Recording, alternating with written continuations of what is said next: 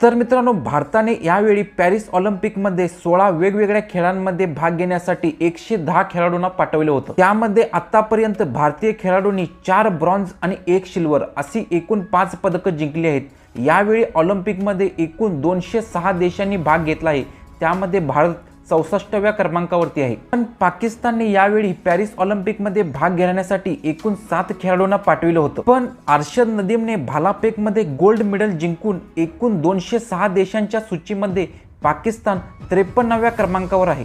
2021 मध्ये झालेल्या जपान येथील टोकियो ऑलिम्पिकमध्ये भारताने 1 गोल्ड, 2 सिल्वर आणि 4 ब्रॉन्झ अशी एकूण 7 पदकं जिंकली होती। पण यावेळी भारताचे खेळाडू गेल्या ऑलिम्पिक इतकी पदकं जिंकू शकले नाहीत। लोकसंख्येमध्ये भारत जगातील सर्वात मोठा देश आहे, पण ऑलिम्पिक मेडलच्या बाबतीत भारत 64व्या क्रमांकावर आहे। तर मित्रांनो, आपल्या देशामध्ये क्रिकेट बरोबरच बाकीच्या खेळांना देखील प्रोत्साहन देण्याची गरज आहे। याबद्दल तुम्हाला काय वाटतं हे कमेंट करून नक्की सांगा।